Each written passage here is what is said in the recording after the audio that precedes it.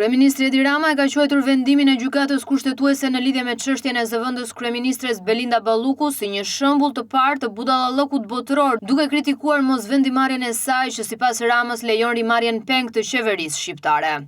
Nuk e ka gjetur dot forcën për të mos e lejuar rimarrjen peng të qeverisë së Shqipërisë, me një mjet të papar dhe të padëgjuar në botën demokratike, siç është pezullimi i një antari qeverie nga një prokuror dhe i gjykatës në një seancë paraprake, pra pa filluar akoma gjyqi. Kështu Shqipëria bëhet, për herë të dytë në 2 muaj, shembulli i parë i një budallëku botëror. Sepse gjykata kushtetuese u mbyt në lugën e ujit të turbullt të atyre që Cervantesi në librin e tij të famshëm Don Kishoti i Manchës i quan arsyet e mosarsyes. Por fakti është se mosvendimarrja e gjykatës kushtetuese e kthen në fuqi pezullimin e ministres, e cila, që të jemi shumë të qartë, pavarësisht se qartësia është një luks dhe një luks i rrallë që mund ta kërkosh, po vështirë ta gjesh në turbullirën e 700 tenxhereve politike mediatike, nuk akuzohet për korrupsion, as nga vetë prokurori që shpiku pezullimin e antarit të qeverisë, me vendim të një seance të mbyllur të përgatitjes së një gjyqi. Sidoqoftë, zhbërja e kësaj shpikeje 100% made in Albania e drejtësisë re dhe e drejtësisë ende të papjekur shqiptare, e cila nuk ka lidhje me rastin e çështjen konkrete, po me një parim të panegociueshëm të demokracisë, mbetet një domosdoshmëri për të rigarantuar pavarësinë e ekzekutivit dhe parlamentit nga pushteti gjyqësor. Rama theksoi se kushtetuesja nuk gjeti forcën për të ndaluar pezullimin e një antari të qeverisë nga një prokuror dhe një gjykatës gjatë një seance paraprake pa filluar ende gjyqi. Ai tha se do të vijojë betejë, ndërsa shtoi se ministra Balluku nuk akuzohet për korrupsion. Kështu që ne do ta vazhdojmë këtë betejë, ku na thirri me pahir çartja antidemokratike e pezullimit i antarit qeverie,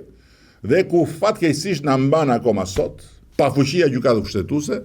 për të marrë një vendim sa të thjesht. Është vendim shumë i thjeshtë, se mjafton të marrë shembull çdo vend të botës që do, apo të gjithë vendet e botës bashkë, dhe nuk do të gjesh dot një gjë të ngjashme, por një vendim po aq të nevojshëm për të mos e lënë Shqipërinë vendin e vetëm në planet, ku sot aktualisht me këtë brutalitet të rilegjitimuar nga kjo mosvendimarrje, vetë presidenti i Republikës mund të pezullohet nga i pari prokuror që gdhihet me këtë ide në kokë. Kryeministri kritikoi gjithashtu praktikën e arrestimeve pa gjyq, duke përmendur rastin e mbetjeve toksike në Durrës, ku u lëshuan 10 raflet arresti për çështje që sipas tij nuk përmbushin kushtet minimale të drejtësisë demokratike dhe standardet e Këshillit të Evropës. Kujdo që ka vënë buzën gas apo ka nxjerrë gjuhën jashtë pas mosvendimit kushtetuesës dhe bën hosana dhe fërkonduart me kuturisjet e modës re të arresteve pa gjyq, të cilat arritën një kulm të ri këtë javë, me 30 e kusur flet arreste të prerë nga një prokuror në Durrës, i cili në fakt nuk paraburgosi vetën veten e vet, se gjithë çka kishte rreth e rrotull për një çështje që nuk përmbush asnjë kusht, zero hiç, nga ato që Këshilli i Evropës dhe Drejtësia Demokratike përcakton si kushte të domosdoshme për arrestin, i futi në një thes, u them një gjë. Kush beson se përpjekja e natyrshme për shtetin ligjor, e të gjithëve bashkë, e jona, qeveri, parlament,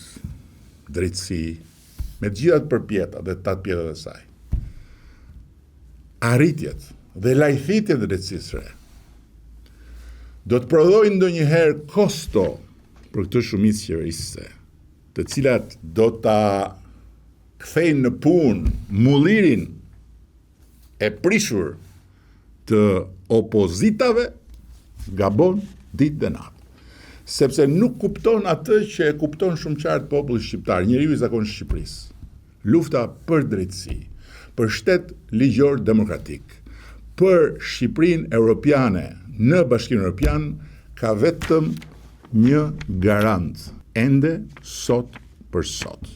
Mua dhe këtë shumicë qeverisë.